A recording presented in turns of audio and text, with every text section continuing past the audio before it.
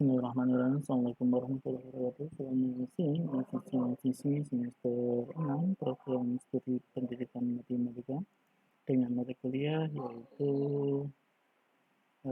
penelitian tindakan kelas. Oke, kemarin kita sudah membahas tentang formulasi masalah, di mana kalian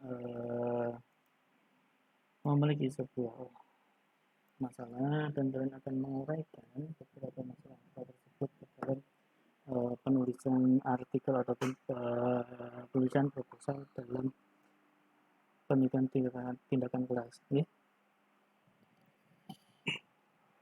Oke, kita hari ini akan mau belajar tentang model-model tindakan kelas. Di sini ada 21 slide, nanti akan saya bahas beberapa mohon, nanti akan saya bagi 2 atau 3 pertemuan dalam model-model ini.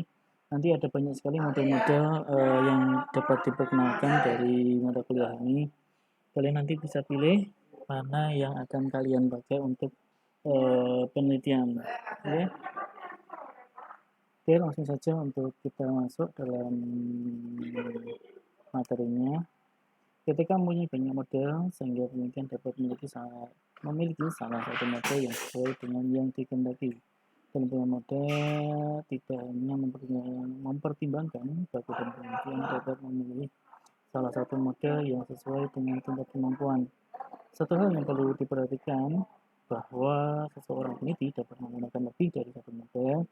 Peneliti melakukan hal ini dalam rangka membandingkan antara model yang satu dengan yang lainnya dan mencari model mana yang paling efisien dengan hasil yang paling efektif. Apabila dengan alasan demikian, maka penggunaan berbagai model untuk sebagai jenis kasus boleh dilakukan. Jadi pada intinya dalam suatu penelitian PPK itu tidak dianjurkan menggunakan lebih dari satu model. Ketika kalian tetap menggunakan beberapa model, 1, 2, ataupun lebih dari 2 model penelitian, nanti jatuhnya kalian akan membandingkan bagaimana jika kalian menggunakan model A, B, dan C, itu jatuhnya kalian akan membandingkan hasil penelitian dari model A, B, dan C tersebut. Jadi itu tidak dapat mempengaruhi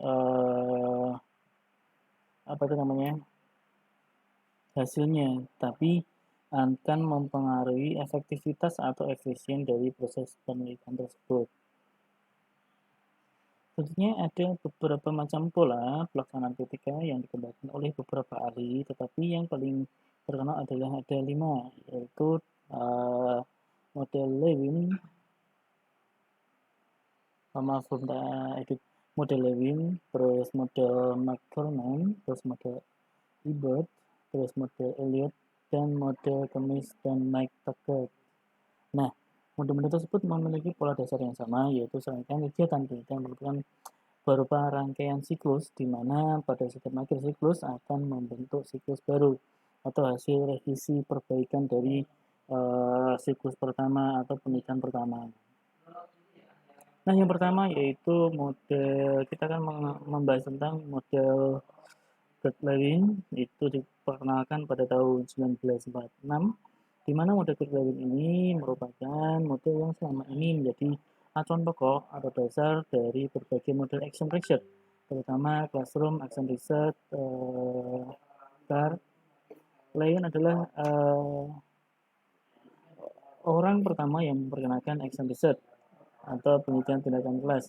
Nah, penelitian tindakan maksud saya. Nah, konsep pokok dari action riset menurut Lewin terdiri dari 4 komponen, yaitu perencanaan, bahwasanya kita mau perencanaan, terus tindakan, pengamatan, observasi, dan refleksi. Dari perencanaan ini kita akan merencana apa saja yang akan kita ambil data-datanya, terus kita olah, terus kita amati.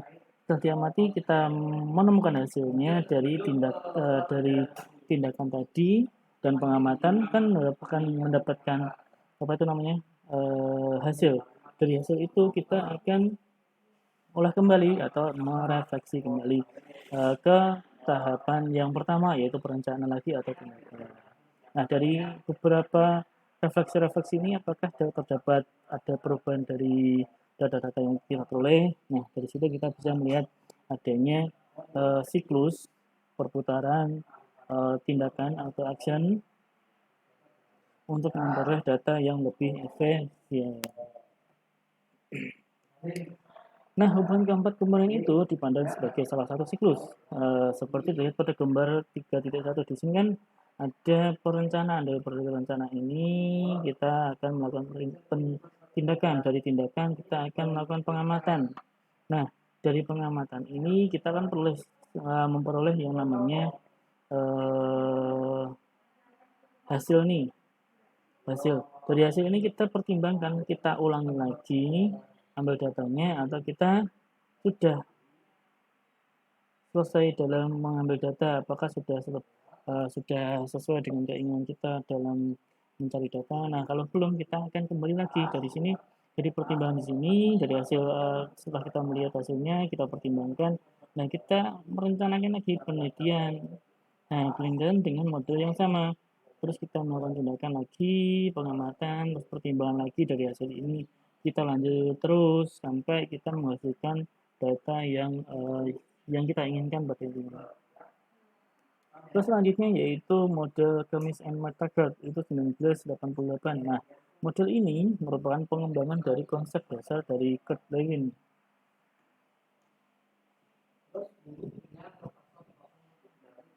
Hanya saja komponen acting atau tindakan dan observasinya dijadikan satu kesatuan karena keduanya merupakan tindakan yang tidak terpisahkan. Jadi dalam satu waktu bersama, maksudnya gini. Maksudnya action kita melihat kita meneliti dalam suatu kelas, kita di situ sebagai action atau melakukan suatu tindakan pengambilan data. Namun bisa di satu waktu kita kan juga melakukan observasi atau pengamatan terhadap si siswa yang kita teliti. Nah, itu yang dinamakan yang dimaksud oleh model Keynes and Taggart ini, bahwasanya kita mengambil data dan kita bisa melakukan pengamatan sekali dalam satu waktu. Nah, selanjutnya dalam perencanaannya kami menggunakan sistem spiral refleksi.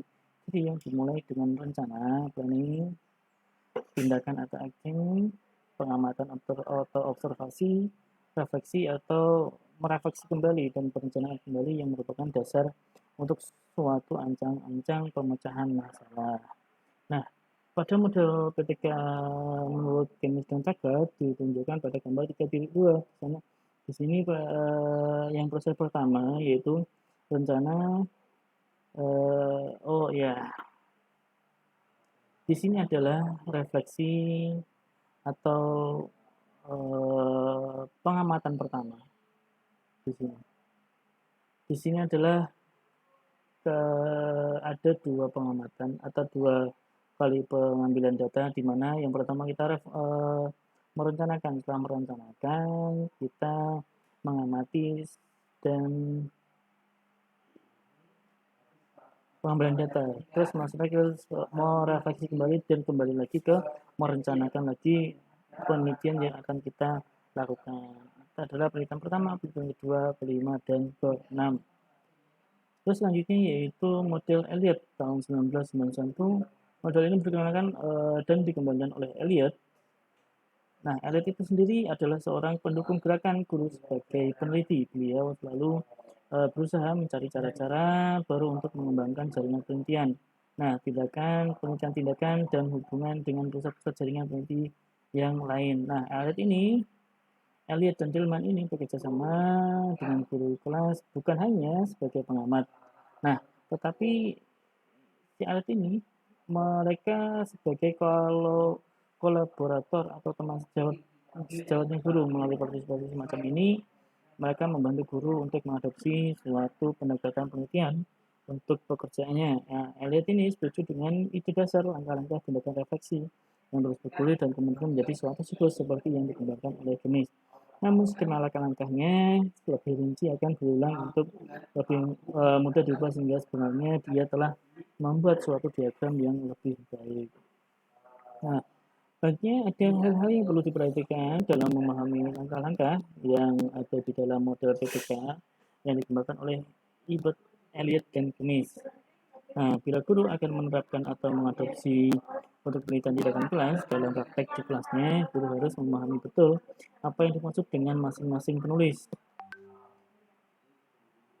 Di samping itu, guru atau peneliti harus mengetahui penggunaan data dan keterbatasan skema-skema tersebut bila dipraktekkan dalam penelitian tindakan. Nah, di sini ada beberapa keterbatasan langkah-langkah di dalam model PTK ini, antara lain yaitu adanya gerakan yang mulai menjauh dari gerakan ajaran list semula.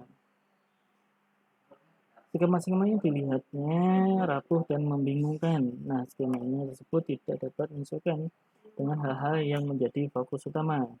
Dan skema tersebut tidak begitu saja cocok untuk diikuti. Nah, di sini ada, bentar. Nah, di sini ada ide utama, di mana ide utama dari ide utama ini meninjaukan peninjauan, terus rencana menyeluruh, tindakan pertama, terus ini ada revisi lagi, tindakan rencana menyeluruh, dan diadakan tindakan kedua.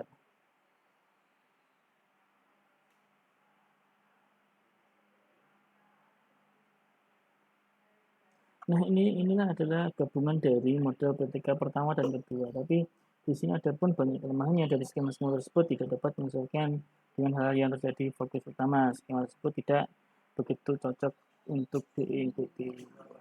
Nah, selanjutnya yaitu model Micron 1991. Sebuah model lain yang juga dikembangkan atas dasar ide lain atau yang diinterpretasikan oleh Kemis adalah model penelitian tindakan Micron. Model ini juga dinamakan proses waktu atau Arkin proses model. Menurutnya sangatlah penting untuk mengingat bahwa kita tidak perlu selalu terikat oleh waktu, terutama untuk memecahkan masalah. Hendaknya memecahkan masalah atau tindakan dilakukan secara rasional dan demokratis. Nah, di sini ada tindakan daur pertama. Nah, sebentar. Nah, ini adalah gambar model dari Micron.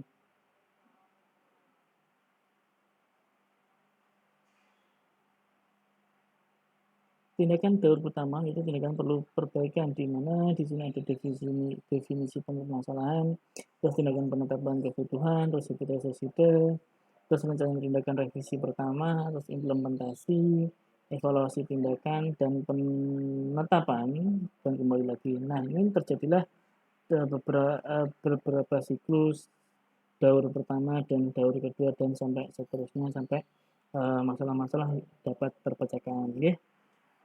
Nah, di sini kita sudah mempelajari beberapa model dari yang pertama tadi, yang ketiga sampai kedua sampai ketiga. Nah, di sini kalian akan melihat bahwasanya model-model PTK itu seperti ini. Nah, nanti ketika kalian akan membuat proposal pada saat sebelum UTS dan sesudah UTS nanti akan membuat proposal dan mengaplikasikan kepada siswa beneran. Nanti boleh di siswa, boleh di mahasiswa atau teman-teman.